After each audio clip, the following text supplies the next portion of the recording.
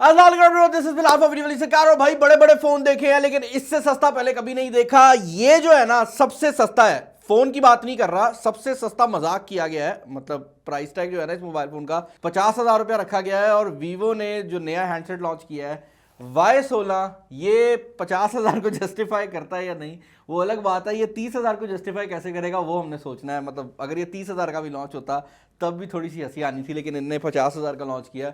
कभी कभार ऐसा होता है कि कंपनीज को पता होता है कि उनका फोन वैल्यू फॉर मनी नहीं है और वो जानबूझकर उसका प्राइस टैग इतना ऊपर रखते हैं कि अगर कोई एक दो बंदे बकरे बने भी गए तो उनसे ज्यादा से ज्यादा प्रॉफिट कमाया जा सके। क्योंकि कंपनी को अपने माइंड में भी क्लियर होता है कि भाई फोन ने ज्यादा बिकना तो है नहीं, तो जितना ज्यादा प्रॉफिट एक या दो बंदे से निकाला जा सके निकाला जाए। और ये फोन उस चीज की प्राइम एग्जांपल है। अभी रिसेंटली वीवो की वी सीरीज लॉन्च हुई और उसके बारे में मैंने आपको क्लियरली बताया था कि वो वैल्यू फॉर मनी डिपार्टमेंट के अंदर बहुत ज्यादा सॉलिड थी और बहुत अच्छे स्पेसिफिकेशंस फॉर द प्राइस आपको प्रोवाइड किए गए। कुछ रिजर्वेशन मेरे जरूर थे कि वी सीरीज का नाम जो है उसको थोड़ा सा डिफरेंट रखना चाहिए था। वो V25 V23 से अगला मॉडल होने के बावजूद भी कम था, लेकिन उसके अलावा अगर आप प्राइस के हिसाब से परफॉर्मेंस देखते थे ना तो वो फोन ठीक था। इवन दो अभी डॉलर का रेट बढ़ रहा है और वो सब कुछ हो रहा है तो उस हिसाब से मैंने कहा वो ठीक है। लेकिन ये जो मोबाइल फोन है ना ये सीधा सीधा कैश ग्रैब है। यानी कि जब आप कंपनीज को रियलाइज होता है ना कि मार्केट की सिचुएशन ऊपर नीचे हो रही है और हर बंदे के अंदर ये सोच आ गई है कि चीजें महंगी हो रही हैं, तो कंपनी जरूरत से ज्यादा रेट बढ़ा देती हैं ताकि जो एक्स्ट्रा प्रॉफिट है वो कमाया जा सके। ये हरगिज इस चीज को रिप्रेजेंट नहीं करता कि मार्केट तेज हुई हुई है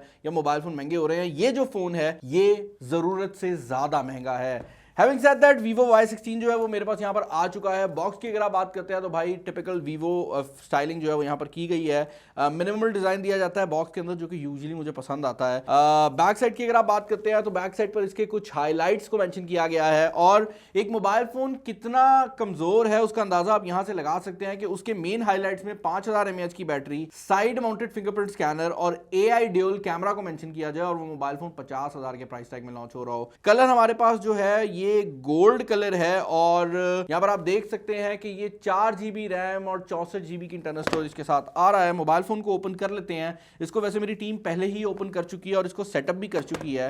उसकी रीजन ये थी कि जब मैंने इसका प्राइस टैग देखा तो भाई मुझे ऑनेस्टली लगा कि शायद वीवो ने अंदर कुछ ऐसा डाल दिया हो, कोई ऐसा सोना डाल दिया हो जो हमें अनबॉक्सिंग में भी ना मिले। यही वजह है कि उन कुछ फोन्स में से है कि जिसकी अनबॉक्सिंग से पहले मैंने टीम को कहा कि भाई खुदा के वास्ते इसको देखो, शायद इसके अंदर कोई एक्स्ट्रा फीचर हो, लेकिन ऐसा कुछ हमें देखने को नहीं मिला। सबसे पहले आपको आपका फोन देखने को मिल जाता है, उसके अलावा आपको आपके वारंटी कार्ड और इन्फॉर्मेशन वगैरह देखने को मिल जाती है। आपकी जो केबल है वो देखने को आपको मिल रही है। यहाँ पर type A to type C cable जो है वो लगाई गई है। उसके अलावा यहाँ पर आपको एक इंजेक्शन पिन देखने को मिल जाती है।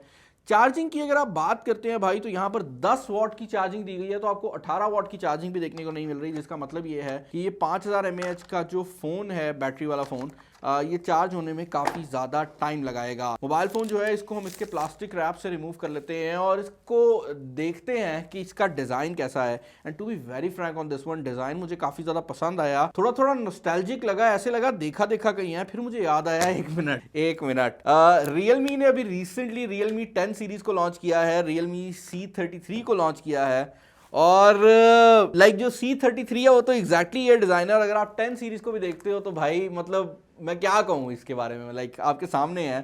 तो मोबाइल फ़ोन का जो डिज़ाइन है वो रियलमी से उठाया हुआ मुझे लगा। लेकिन ये बात मैं ज़रूर कहना चाहूँगा कि मोबाइल फ़ोन डिज़ाइन वाली साइड से अगर इसी डिज़ाइन में 50,000 में लॉन्च होता तो मैं डिज़ाइन वाली साइड से कहूँगा कि डिज़ाइन मुझे पसंद आया है। मोबाइल फ़ोन की हैंड फील भी काफ़ी सॉलिड है और क्योंकि ये वो फ्लैट है जिसके साथ आता है तो किसी खास एंगल पर आप इसको टेबल पर भी खड़ा कर सकते हैं। आई डोंट नो ये किसका शौक है, लेकिन ये भी जो है वो पूरा हो सकता है। मोबाइल फ़ोन को मैं टर्न ऑन कर लेता हूँ, आप जाके स्पॉन्सर देख लो, क्योंकि जब तक है जान जब तक है जहान, बिजली के बगैर हम रिकॉर्डिंग कर रहे हैं। यूपीएस सुबह से बचा के रखा हुआ था क्योंकि जनरेटर के पैसे नहीं है, तो आप स्पॉन्सर देख लो, शायद हम कभी जनरेटर ही खरीद लें। आज की वीडियो का स्पॉन्सर है Saman.pk, जहां पर इंकर कीबोर्ड की इस टाइम सेल चल रही है। अब अगर आपको इंकर कीबोर्ड्स का नहीं पता तो भाई इंकर कीबोर्ड एक बहुत पॉपुलर कंपनी है और रिसेंटली सामान के ऊपर इसके कॉम्बो के ऊपर फ्लैश सेल चल रही है और ये पहली बार है कि आपको अंडर 3000 एक वायरलेस कॉम्बो देखने को मिल रहा है जो कि दोनों केसेस के अंदर रिचार्जेबल है। यानी कि आपका माउस और आपका कीबोर्ड दोनों रिचार्जेबल बैटरीज के साथ आ रहे हैं, तो आपको बार बार सेल बदलने की भी जरूरत नहीं पड़ेगी। और अगर आप डिजाइन की बात करते हैं तो भाई इसका जो डिजाइन है वो भी एक रेट्रो फिटेड डिजाइन लगता है।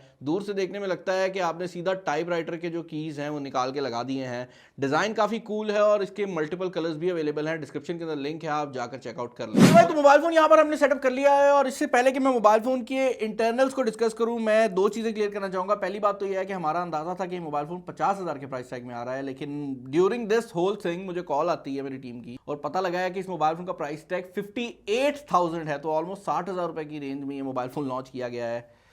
मुझे 50 में भी समझ नहीं आ रहा था। खैर, यहाँ पर सिम स्लॉट जो दी गई है वो प्रॉपर डुअल सिम स्लॉट है, हाइब्रिड वाला मजाक नहीं किया गया। इस लिहाज से मैं कहूँगा कि वीवो हमेशा से ही सही रहा है कि मोबाइल फ़ोन्स के अंदर जो बेसिक फीचर्स हैं ना वो हमेशा डाले जाते हैं। साइड माउंटेड फिंगरप्रिंट स्कैनर जो है वो यहाँ पर दिया गया है, आप देख सकते हैं। इस मोबाइल फ़ोन के अंदर LCD डिस्प्ले जो है वो आपको देखने को मिल जाता है। साइड माउंटेड फिंगरप्रिंट स्कैनर है जिसकी स्पीड ठीक ठाक है।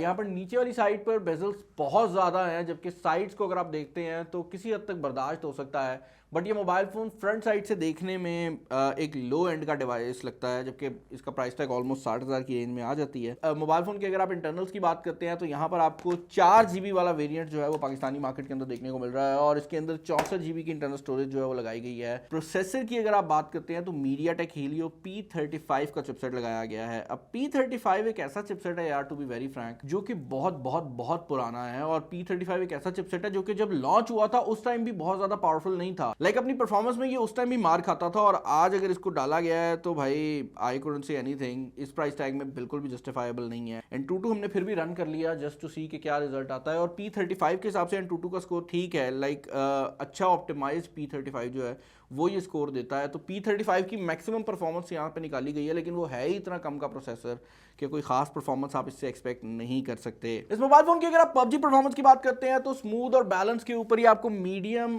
फ्रेम रेट की जो ऑप्शन है वो प्रोवाइड कर देती है, जो कि आप किसी भी P35 वाले फोन से एक्सपेक्ट कर सकते हैं। अदर देन दैट भाई, अगर आप बात करते हैं इस मोबाइल फोन के कैमरास की तो फ्रंट साइड पर आपको ये ड्रॉप नॉच देखने को मिलती है और बैक साइड पर आपको 2 कैमरास देखने को मिल जाते हैं। जो फ्रंट कैमरा है वो सिर्फ 5 मेगापिक्सल का लगाया गया है और जो बैक कैमरा है वो 13 मेगापिक्सल का मेन कैमरा है और उसके अलावा एक डेप्थ सेंसर टाइप की सिचुएशन जो है वो की गई है। तो आपको बैक साइड के ऊपर भी सिर्फ एक ही कैमरा देखने को मिलता है। जो दूसरा कैमरा है वो आपका डेप्थ सेंसर है 2 मेगापिक्सल वाला। यहाँ पर पोर्ट्रेट मोड की ऑप्शन दी गई है और मेरी टीम के थोड़े बहुत जो टेस्टिंग में जो चीज़ हमारे सामने आई है वो ये है कि बैक कैमरा का जो पोर्ट्रेट मोड है वो खास तरीके से काम नहीं करता। इनफैक्ट काफ़ी एरियाज में वो पोर्ट्रेट करने से इंकार कर देता है। लाइक ये नहीं है कि वो हिट और मिस हो रहा है, वो पोर्ट्रेट कर ही नहीं रहा। यहाँ पर आप इस तस्वीर को भी देख सकते हैं, बैकग्राउंड को उसने बिल्कुल ब्लर किया ही नहीं है। तो आई थिंक ये कोई सॉफ्टवेयर अपडेट का इशू है जो कि इस मोबाइल फोन के अंदर आ रहा है, क्योंकि पोर्ट्रेट मोड के लिए आपको बहुत महंगे कैमरास की जरूरत भी नहीं पड़ती। आजकल सॉफ्टवेयर इतनी बेहतर हो गई है, तो आई एम अज्यूमिंग कि ये शायद मसला सॉफ्टवेयर के साथ फिक्स हो जाए। वीडियो रेजोल्यूशन की अगर आप बात करते हैं तो भाई ये mobile phone 1080p video recording को सपोर्ट करता है बैक कैमरास के ऊपर और इस मोबाइल फोन का जो स्क्रीन का रेजोल्यूशन है वो 720p है। तो यहाँ पर आप काफी लो क्वालिटी के रिजल्ट जो है वो एक्सपेक्ट कर सकते हैं। वीवो का कैमरा है तो आपको नॉर्मल 5 मेगापिक्सल से थोड़ा सा बेहतर देखने को मिलेगा, बट ये 5 मेगापिक्सल होने की वजह से भाई आई वुड से कि काफ़ी ग्रेनी फील होता है और 5 मेगापिक्सल एक ऐसा नंबर है कि आपकी सॉफ्टवेयर जितनी मर्जी अच्छी हो आपको प्रॉब्लम्स आएंगे ही आएंगे। ओवरऑल अगर आप इस मोबाइल फ़ोन की यूजेबिलिटी की बात करते हैं तो यूजेज में ठीक है, लेकिन किसी भी तरह से 60,000 के प्राइस टैग को जस्टिफाई नहीं करता। आई डोंट नो वीवो क्या सोच रही थी, क्योंकि इस मोबाइल फ़ोन को किस बंदे को टारगेट किया गया है वो भी मेरी समझ से बाहर है।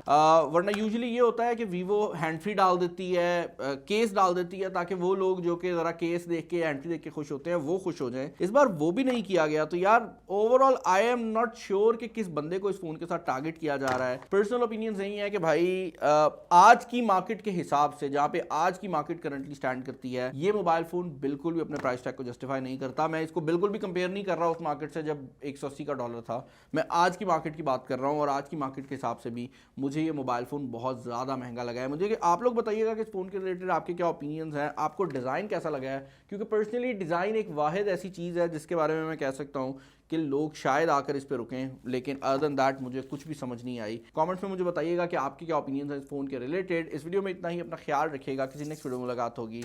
This is Bilal signing off, अल्लाह हाफिज़।